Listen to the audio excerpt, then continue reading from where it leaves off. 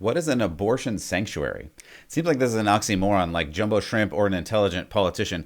Not only does sanctuary reference literally the holy place of the church, but it also historically refers to the protection of those seeking refuge from people attempting to do them harm.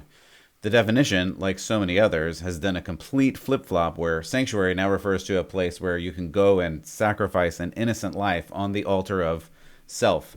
My, how times have changed. I'm Matt Odegaard. Welcome to Church Public.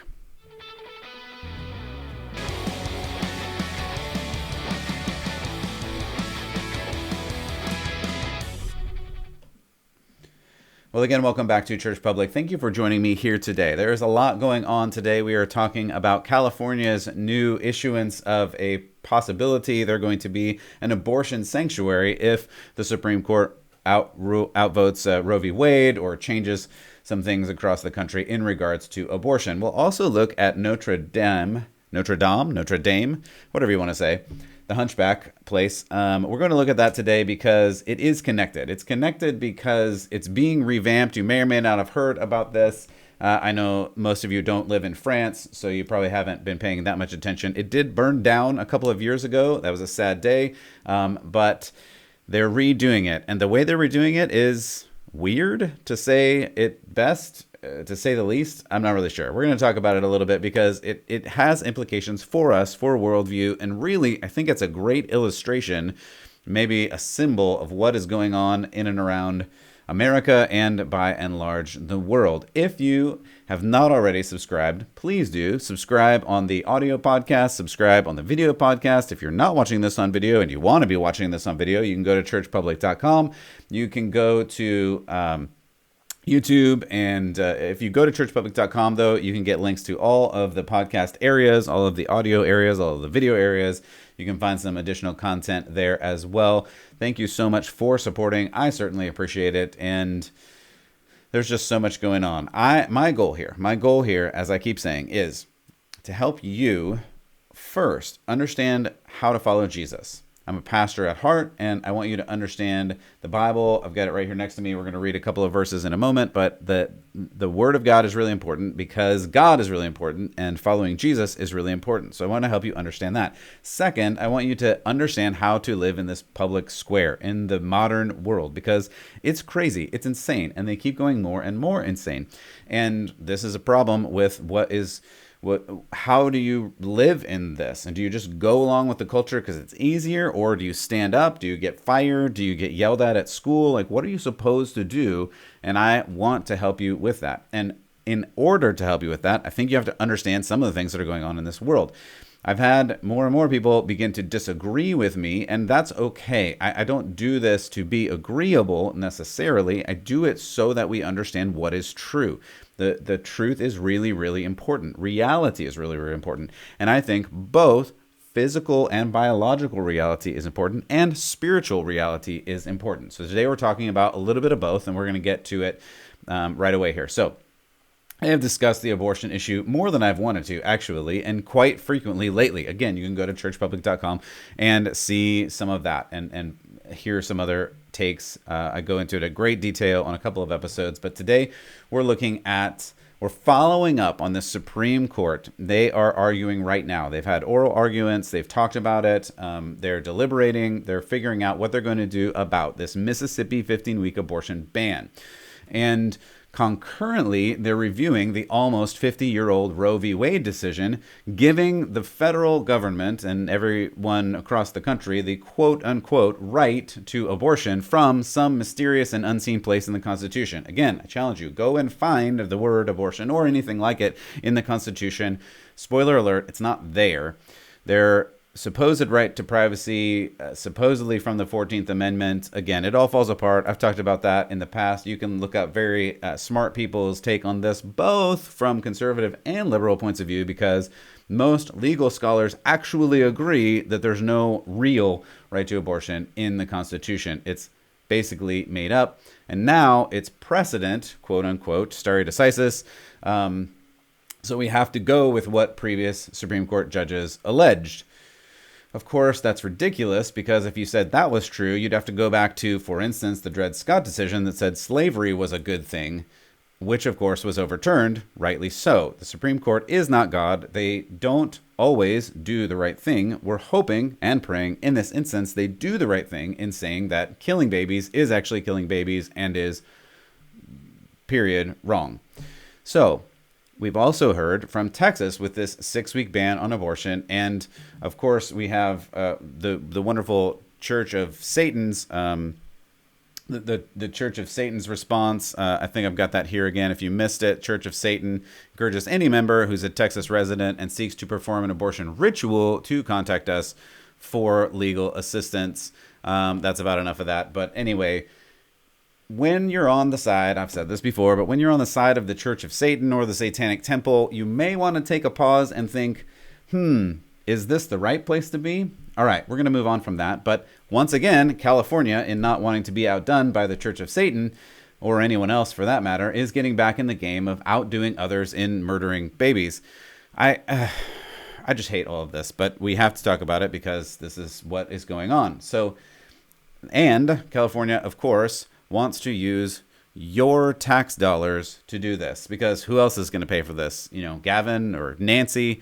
No, of course. Your tax dollars are going to pay for this. California plans to have abortion, to be an abortion sanctuary if Roe v. Wade is overturned. So there is this new proposed bill or law that that they want to, they want to have an abortion sanctuary. So they're going to pay for room and board. They're going to pay for travel expenses. They're going to pay for the procedures themselves. They're going to bring people to California if Roe gets overturned. And California is set to become a sanctuary state for abortion.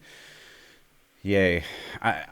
This is just, it's crazy town. And so here's why I started off with this being kind of an oxymoron, right? Sanctuary. I just want to talk about sanctuary for a moment because I think it's important. I think it's important to talk about sanctuary. Sanctuary used to be this term, in fact, still is this term that comes from, it's sanctus, right? In Latin, which means holy.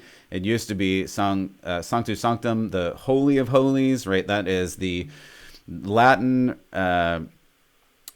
transliteration of a Greek phrase, which is a translation of a Hebrew phrase. I won't say all the phrases here and bore you, but again, going back all the way to the tabernacle, the temple in Jewish tradition, and then of course in Christian tradition, the church itself, the building, and then our very hearts are the sanctuary of God.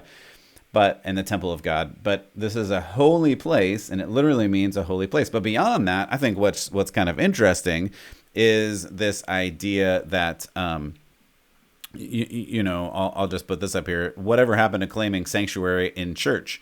Because churches used to be this place where you would go if you needed sanctuary. For instance, for literally hundreds of years, the church was a place where if someone was accused of something, whether or not they committed it, that's something to be determined. But as you may know in history, justice was not always the same as the justice we have, like a justice system. Sometimes in previous history, this is why the rule of law and the courts are so important. Sometimes in history, if you were accused of a crime, what they would do is hang you, burn you at the stake, kill you, stab you, whatever, before really finding out all of the facts.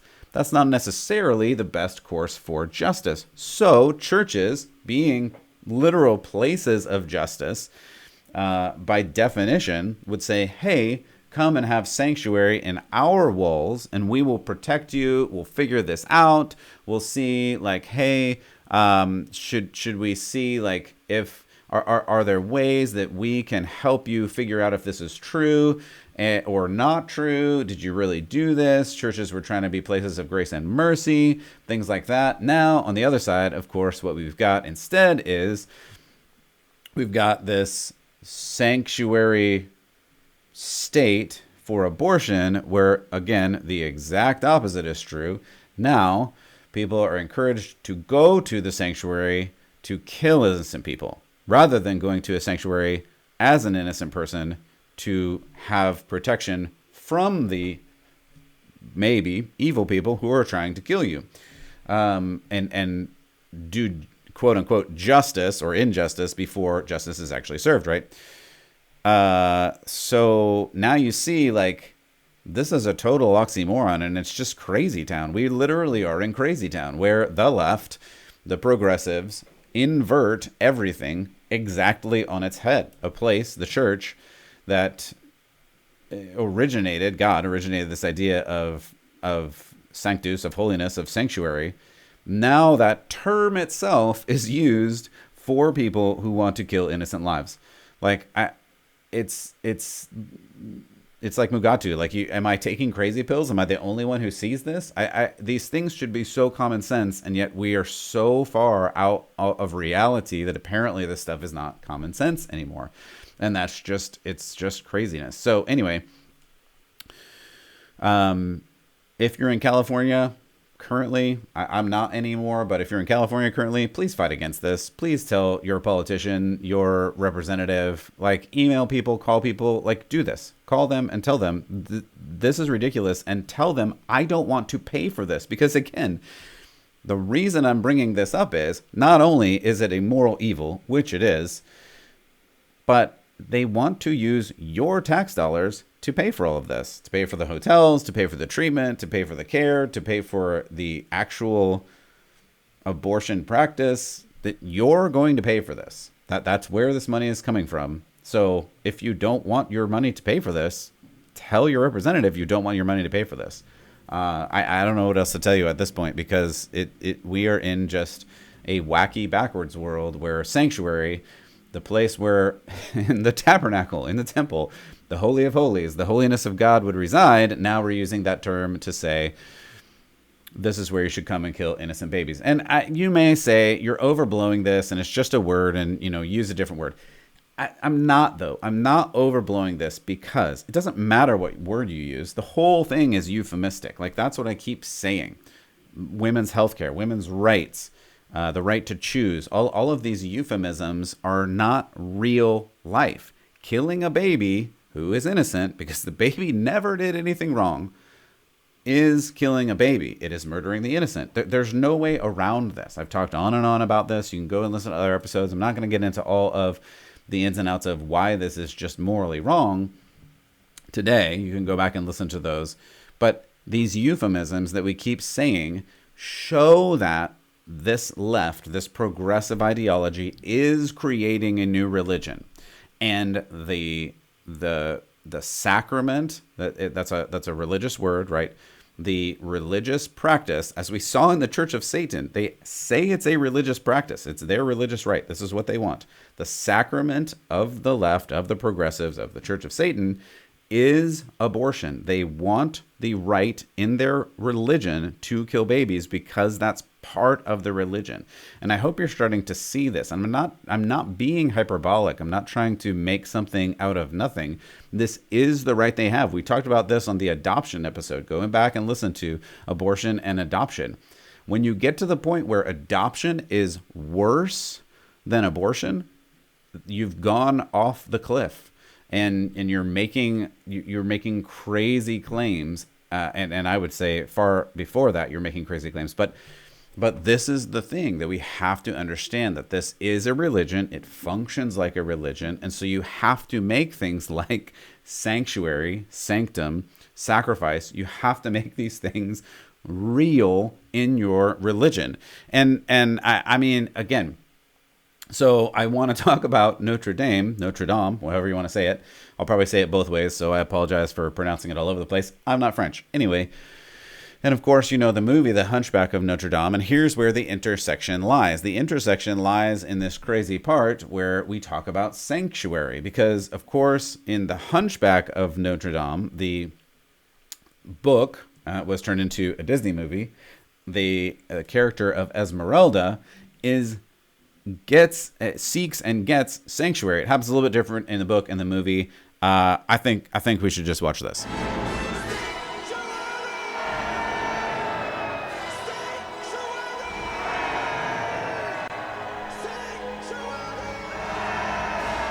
Sorry, I just really wanted to play the clip from The Hunchback of Notre Dame, the Disney movie, where she says sanctuary. I'll probably get pulled off of all the socials for using that without permission. But anyway, the point is, here, Esmeralda gets sanctuary in the church for the crimes of witchcraft or whatever, that she's, there's no tribunal other than the bad guy, right, who is literally trying to burn her at the stake for her crimes, and the mob is cheering, yeah, do it, and then the hunchback in the Disney version brings her in and saves her in the sanctuary.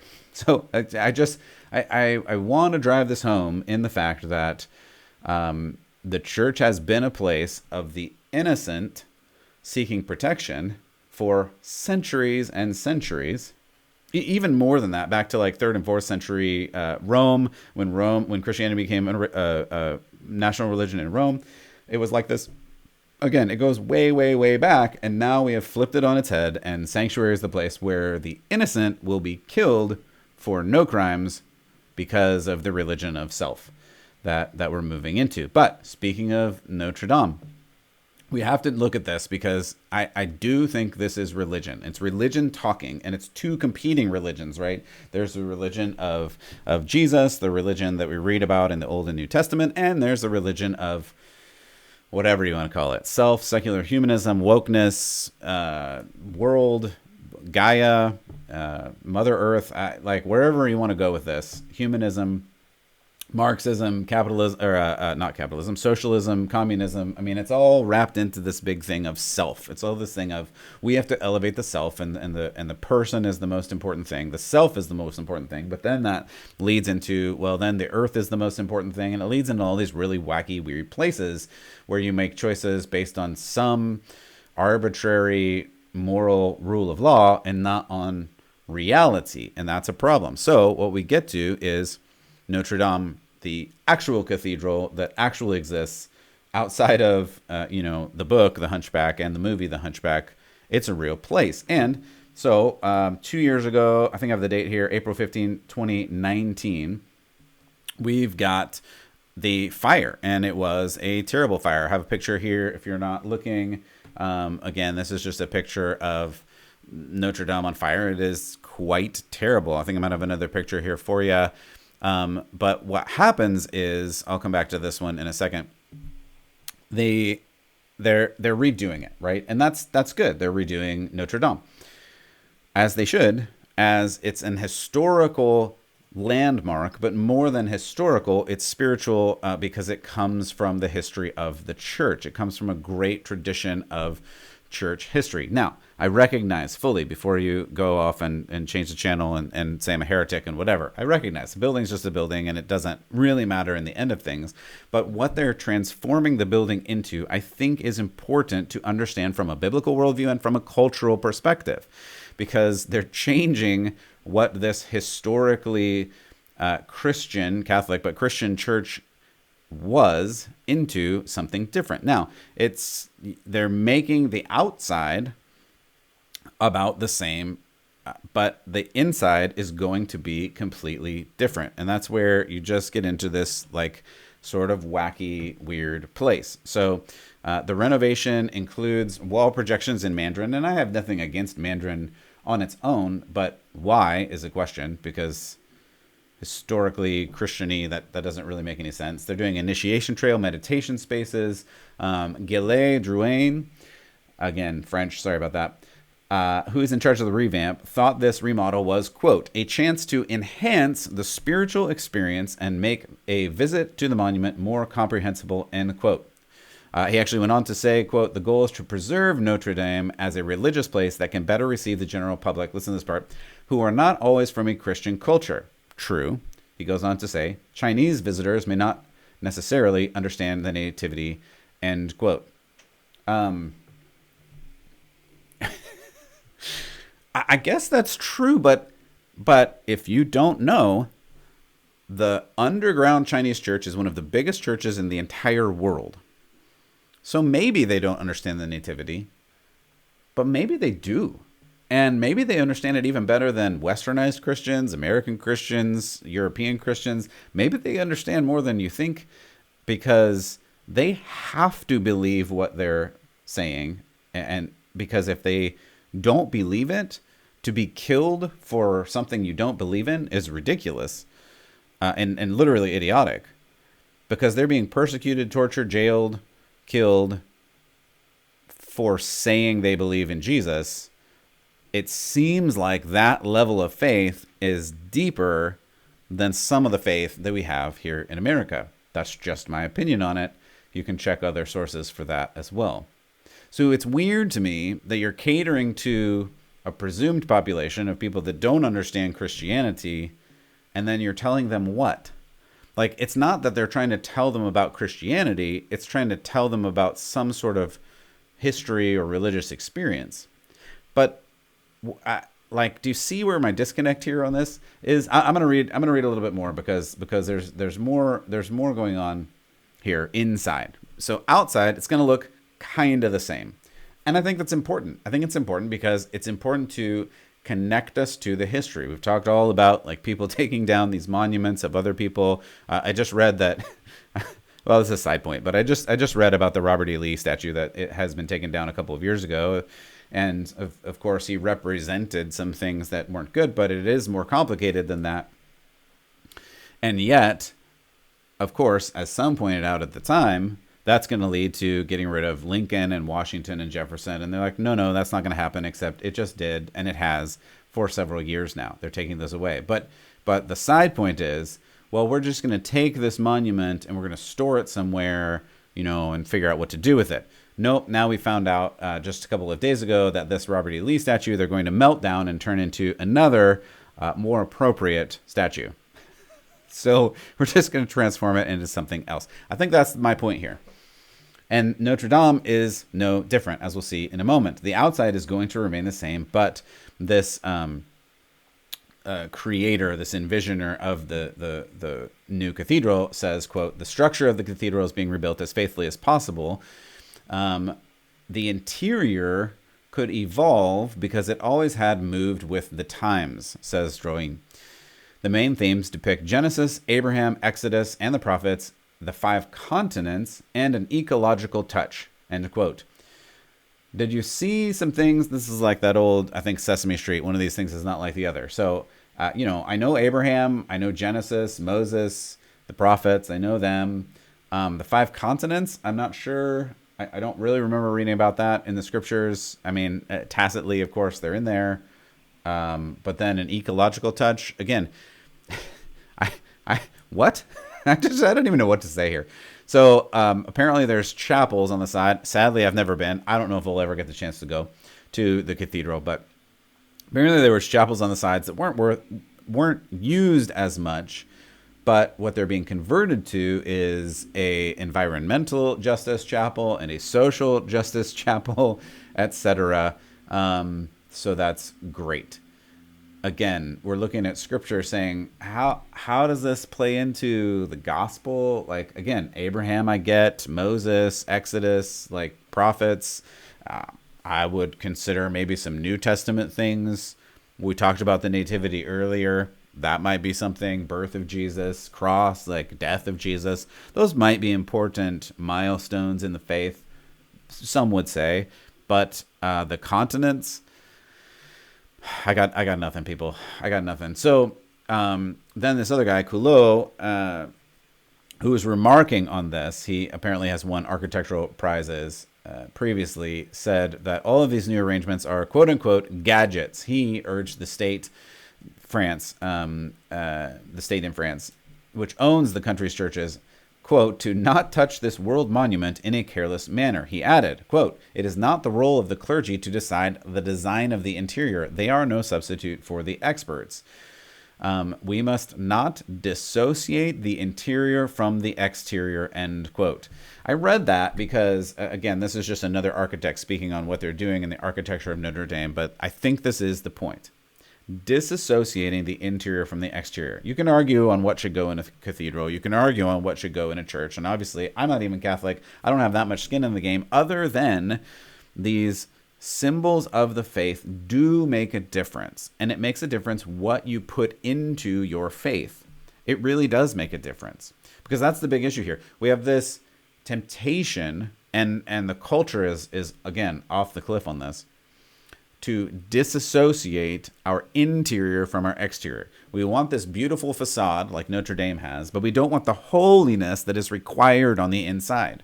We want the glow of this beautiful social media presence, but maybe not like our actual character and changing ourselves actually into looking like Jesus.